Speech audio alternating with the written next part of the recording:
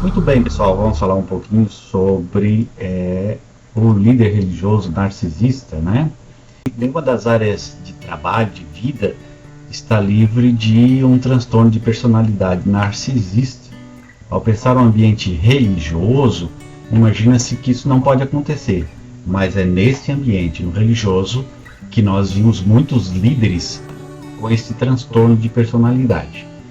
Infelizmente, essa atmosfera ela é favorável à infiltração de pessoas com transtorno de personalidade narcisista. Por quê? Porque as pessoas que estão ali, os líderes, eles se tornam invisíveis e por conta da religiosidade, do mistério da religiosidade, esconde a sua identidade, a sua personalidade, o seu ser, né? O símbolo que opera as religiões, a transcendência que mostra que está por detrás das religiões, o mistério das religiões, esconde a individualidade do narcisista. Então, muitas pessoas podem não acreditar, mas mesmo assim respeitam as religiões pelo simbolismo que elas representam. Trata-se de um fenômeno psíquico na nossa formação, devido ao aprendizado desde a infância sobre tudo que envolve a vida religiosa e crenças. Nós temos dificuldade de duvidar de um líder religioso. A doença, a carência emocional, a resolução dos problemas financeiros são alguns dos motivos que fazem com que as pessoas busquem a religião como amparo.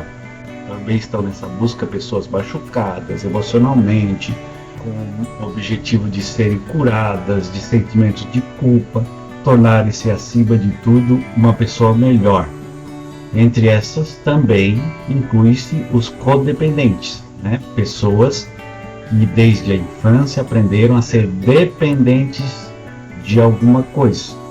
Lembrando aqui que o relacionamento entre um narcisista e um codependente leva a um casamento perfeito. A posição de dependência que um líder religioso tem, que ele ocupa, ele detém a atenção e destaca o brilho que os narcisistas buscam. Eles têm faculdade de demonstrar a sensibilidade e estão em um meio evangélico, se sentem ungidos, ou estão no espiritismo, são médios, ou são padres que estão no controle, que fazem parte da mídia. Nem todos os pregadores são, com transtorno de personalidade narcisista, mas uma grande maioria. É preciso muito cuidado para que o conhecimento, que é de responsabilidade individual, não seja substituído pelo que o líder simboliza. Se houver conhecimento do que está sendo falado no local da reunião, a pessoa poderá envolver-se com um líder carismático, com um guru, com um pastor, com um padre, a ponto de tornar-se totalmente vulnerável a esse indivíduo, a esse narcisista. Na entrega total, na confiança de que o líder é a pessoa que representa uma espiritualidade que está acima dos outros, que o engano acontecerá. Para ficar mais claro, por exemplo, se você está em um culto e não conhece a Bíblia, não lê o livro sagrado, tudo que o pastor falar, que o padre falar, não há como ser confrontado, é só ser aceito. Você acredita que, como ele já leu, nem sempre leu, não é preciso que você o faça. Alguém já leu por você, esse líder religioso já leu. Então, por isso, podem ocorrer aí abusos, pode ocorrer aí mentiras, distorções, e nessa atmosfera de falso conhecimento desse pastor, desse profeta, desse apóstolo, desse padre. É muito comum sentir-se seguro na massa, muita gente ouvindo aquela pessoa, dá uma ideia de segurança naquele lugar, uma mentalidade de rebanho mesmo, um lugar muito cheio, com as pessoas ouvindo a mesma coisa, sentindo a mesma coisa, dá uma sensação de segurança. E isso pode acontecer na religião, como num discurso político, como numa reunião que Hitler fazia e lá estava a população em massa ouvindo, e como se percebia, as pessoas correspondiam ao narcisismo de Hitler. Por conta de quê? Por conta da sensação da mentalidade de rebanho. Então não é só no religioso, no meio religioso, mas no meio político, onde há reunião de rebanho, há essa possibilidade de sentir-se seguro e de tomar-se decisões erradas seguindo o líder. Nós temos muitos exemplos no mundo de pessoas que formaram seitas e acabaram se suicidando junto com seus súditos, seus fiéis, se envenenando, se suicidando e provocando ruínas, ou fazendo orgias com mulheres, com homens, etc., por conta de uma falsa espiritualidade. A Netflix tem uma série chamada Em Nome da Fé, e lá você vai ver quantos líderes religiosos que praticavam coisas absurdas, narcisistas ao extremo, mas que as pessoas aceitavam e protegiam, e mesmo que fosse provado com vídeos, etc., as coisas que faziam, as pessoas continuavam a crer nesses indivíduos, né? Muito bem. O ideal não é deixar que alguém, decida, tome conta da sua vida. Você tem que examinar, você tem que ler. Dentro das instituições, as pessoas ficam presas na dissonância cognitiva por falta do afeto. Então, a falsa religião, ela manipula pelo medo, mas não se engane. Não existe duas verdades contradizentes. Normalmente, as denúncias são desencadeadas a partir de um relato, e aí vão surgindo as demais histórias.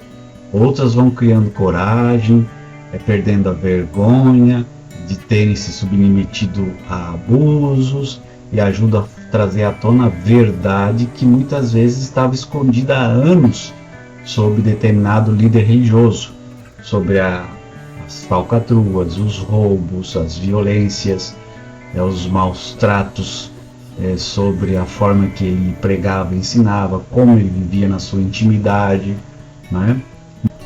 Bom, num lugar desse, onde lá existem muitas pessoas de diversas classes sociais, na maioria das vezes pobres, mas também podemos dizer diversas classes sociais, pode haver novas conquistas da vida pessoal, e a pessoa associar essas conquistas a um líder religioso, né? E se prender a isso, imaginar que a sua vida só vai para frente se ela seguir esse líder religioso, essa religião, sem que perceba que está totalmente envolvido, e quando descobre a verdade, mergulha num enorme vazio e vergonha. Mas lembre-se que a verdade e a liberdade andam juntas. Se você está num ambiente onde te prende, onde te põe medo, onde não te deixa livre, aí não existe liberdade, aí não existe verdade.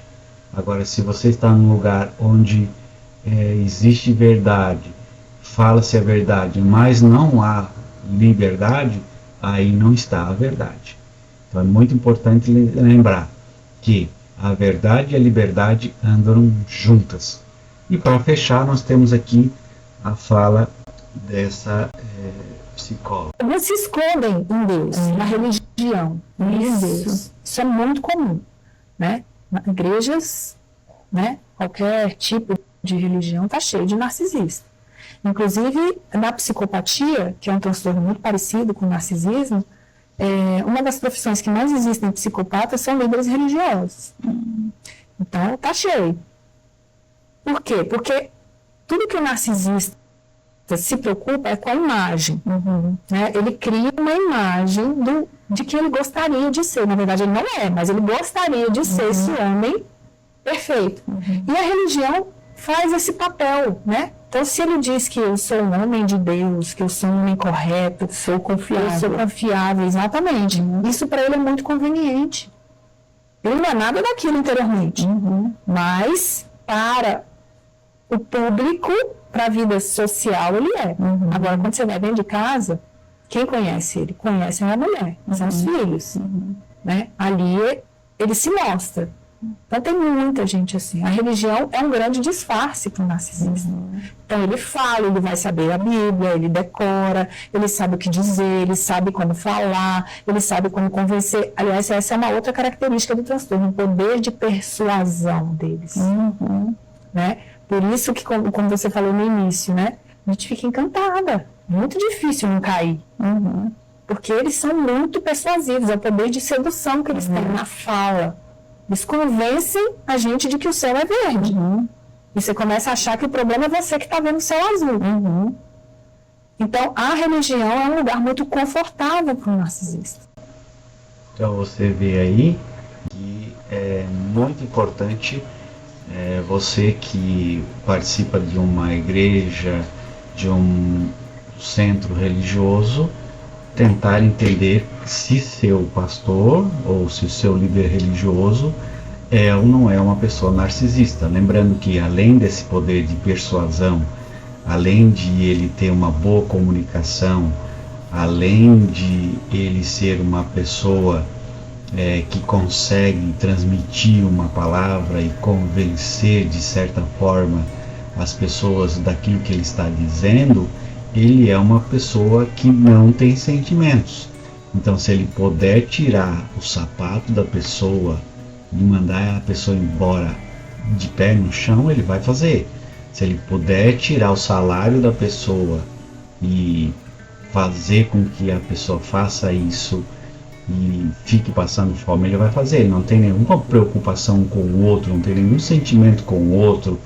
Ele quer que o outro se exploda, mas que ele conquiste aquilo que ele deseja, porque ele quer fama, ele quer likes, ele quer poder, ele quer aparecer na internet, ele quer ser famoso, ele quer ser um líder que participa de programas de televisão, ele quer ser alguém que é adorado pelas pessoas, que as pessoas vêm tocar nas suas mãos e ver ele como um mistério de Deus, como a presença de Deus, e ele fica muito empolgado com isso e demonstra aí um prazer enorme em se sentir assim, embora muitos ainda digam, eu sou humilde, eu sou não sei o que, e etc.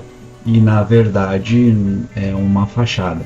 E no fundo a pessoa, quando está sozinha, quando está com os grupos de sua intimidade, ele demonstra a sua faceta, quem ele é, como ele vive, o que ele faz. E isso as pessoas não reconhecem, não conseguem perceber. Repito, assista na Netflix, né, Em Nome da Fé, e você vai perceber quantos líderes religiosos como enganam bem as pessoas e elas caem na conversa sem fazer questionamento e pronto, né? Gente, abra o olho. Um grande abraço, tchau.